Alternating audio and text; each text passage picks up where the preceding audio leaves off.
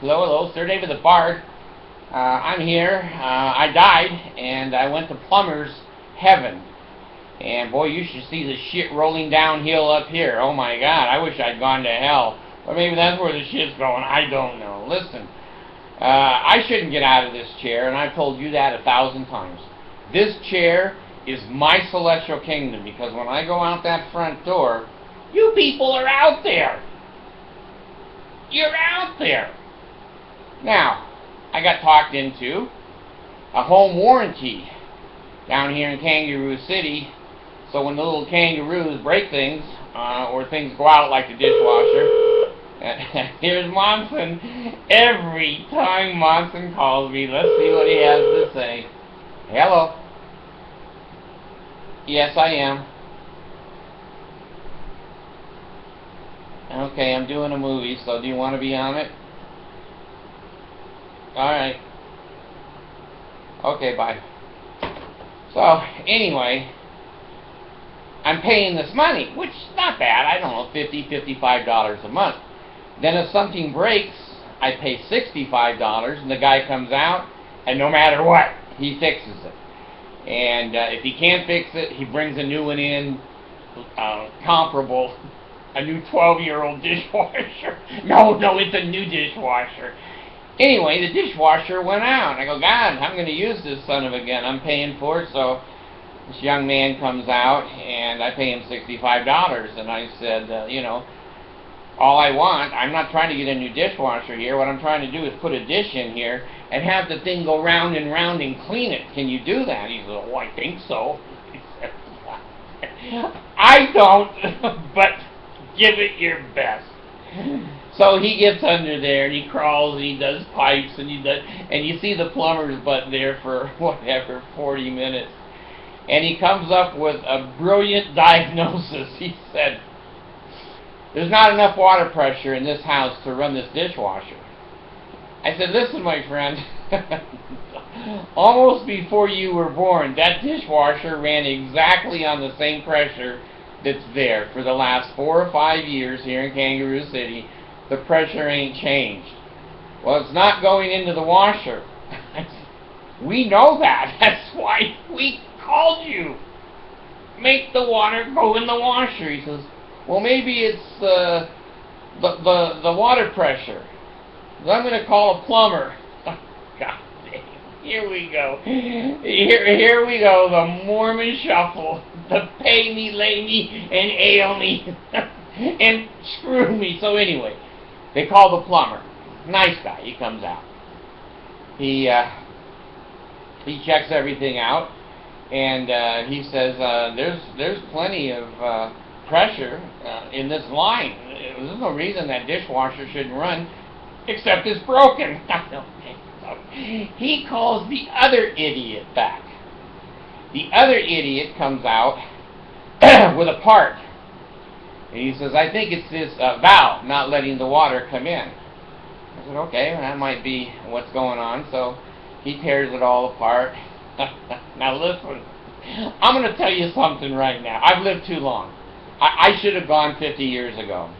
When you see a workman who's paid by the hour and has a license, and he turns the screwdriver the wrong way to turn a screw in, you got to start saying to yourself, I'm not sure he knows what he's doing. I never said a word. Because he's young, stupid, vulnerable, and, as an old man, I have to show some mercy. In other words, Mercy was standing right there. She doesn't let the bard tell him he's an idiot. So anyway, I watch him. So he turns on the dishwasher. No water. And he said, well, there's still a problem. I said, yeah, there is. He says, now I'm going to try something here, and you can watch. I said, fine, it's my washer. I'm going to watch. So he takes a pail of water. He dumps it in the bottom of the dishwasher. It lights up. It's washing dishes, it's doing this and doing that. I said, okay. Why doesn't the water come in on its own? He says, I don't know. I said, but you're supposed to know. Isn't that your damn job?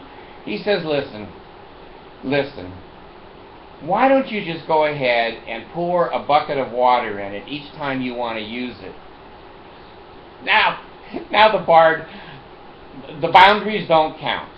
I said, let me see if I understand what your diagnosis and your fix is. I'm going to stand here with a bucket of water, and when we want to use the dishwasher, I open it up and I throw the bucket of water in. And then when it goes on the rinse cycle, I'm with the bucket of water, I throw another bucket of water in. He says, that'll do it.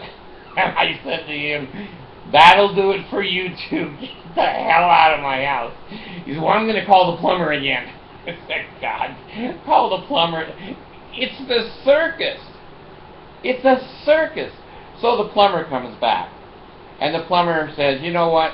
I'm going to take this whole thing apart, including the damn dishwasher. He doesn't know what he's doing.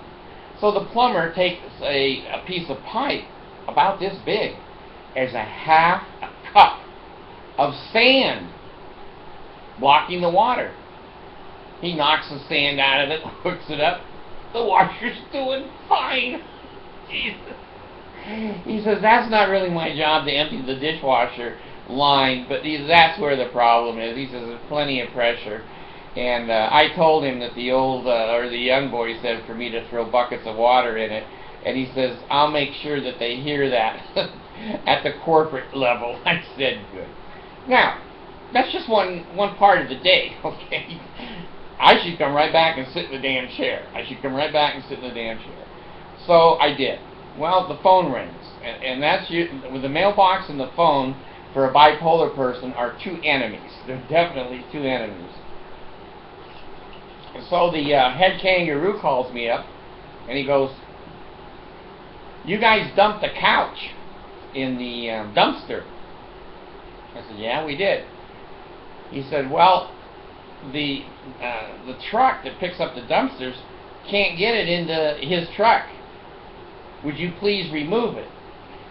Now, here I am, pushing 70. I guess there's a lot of homeless guys that are 70 that are in dumpsters. This is my first experience in a dumpster. So I write him back because I don't want trouble. My name is trouble. So I take out all my kids and my friends and whatever. I said, we got to get this couch out of the dumpster. So guess who's the one that goes in the dumpster? The Bard. Now, since the couch has been in there, people have thrown trash in the dumpster on my couch. So I'm going, ooh, bananas, bad diapers, everything. Incontinent, old people, chucks. Anyway, I clean the couch off and I say, okay, let's take it out and we'll put it in the truck. We have a kangaroo truck. So anyway, we pull it out and we put it in the truck. Well, I leave the truck open, the back of the truck open, because I know that thing's going to smell like a baby's diaper if you shut the thing up. Well, I come in the house, and my Filipino friends and family all shut the car. I told them, I said, it's stupid. You're going to smell like a garbage pit in there, and it's a car that doesn't have leather. It has cloth interior, and the headliner, it's going to smell like shit. So anyway, I was accommodating, and I said to Mercy today, why don't you take my car to work, and I'll deal with the couch. I'll dump it somewhere legally. My dad used to dump shit anywhere, but not now. You don't do that now. So okay, so she gives me a check, and she said, you may be able to write a check over at the dump if it costs money. Well, I go out the door, and I don't have the check, because I think, well, I've got my credit card in my car. So I'm driving and I can't find the dump. Let me tell you, it's like 300 acres and the birds are everywhere. You just follow the seagulls.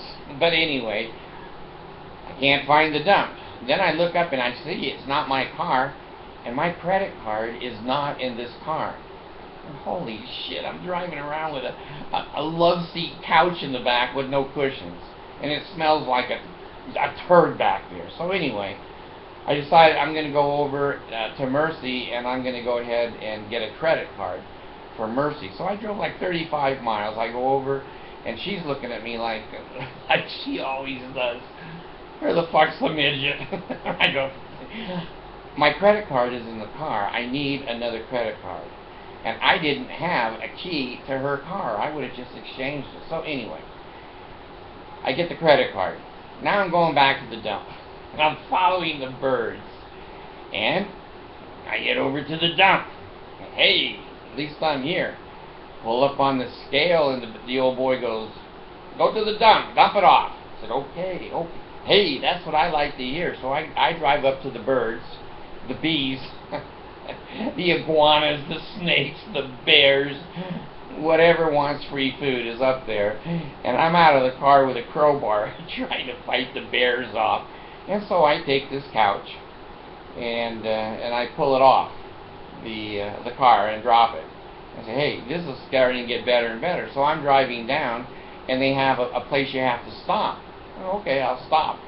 Here's a big sign, cash only. I go, God, are they going to make me go back to the hill and get the shit couch? Oh, God, how do I get into these things? So the guy says to me, okay, sir. I said, well, I've got some good news and I've got some bad news. And he says, well, what is it? And I said, the good news is I got rid of my couch. The bad news, I don't have any money. He goes, God. He says, this is your lucky day. And I said, you know what? I doubt that. I've already lived most of this day. It ain't my lucky day. So he says, here's what's going to happen. This is the cleanup time in Kangaroo City. And you can come to the dump for free. I said, hell, I don't have to pay a thing. He says, no. I said, you know what? This is my lucky day. So I drive off. I couldn't take it to DI because we'd thrown the cushions all away. And DI, believe it or not, they will reject some things. Very low standard, but they will reject some things. So anyway, I got rid of the couch. And the dishwasher is finally fixed. And the home warranty people, I told them that the shower broke, which is true. The hot water was not coming out of the shower. So one of their plumbers came over today, and he looked at it, and he said, well, I'll have a part for this Monday. I'll hold my breath. Send over the dishwasher guy. So he left. So anyway, so far, my day has sucked. Now, I'm coming home in my RAV4 and Mercy's car. And when I first bought the car, the cruise control would not set. And it was the first 80 miles we had the car. So today, I'd gone over to the dealer and I said, it won't set. And he says, well, it's setting now. And if it's intermittent, we have to see that it's not setting before we can fix it. Okay. So it's been intermittent at different times. And then today, it wasn't working. And I was only like 2 blocks from the Toyota dealership. So I said, please don't work. So I call Abigail and I said, will you meet me over at the Toyota dealership to give me a ride home? I'm leaving the car there to get fixed. So I'm like a half a block from the Toyota dealership, and the cruise light comes on. Oh God, there's no Jesus. Jesus would have either fixed it one way or the other if he's a God. If he doesn't exist, it's just a throw of the dice. So finally I said, you know what? I'm coming home to my chair. I'm going to talk. I don't care who listens to me. I don't care if I'm funny, I'm sad, I'm stupid. I don't care. I just needed to talk to you guys. You're my counselor, and, you know, I have to be in the chair to be safe, and there's times I just have to be out of the chair. So anyway, hey, lay, ale, oh God, hear the words of my mouth. Please make my cruise broken. Don't cut my throat. Don't cut my heart. Don't cut my guts out. And the name of the second token of the Melchizedek priesthood, the patriarchal grip or sure sign of the nail, is health and navel, marrow in the bones, strength in the loins and sinews, power and priesthood. Be upon me and upon my posterity through all generations of time and throughout all eternity. This bard now is gone.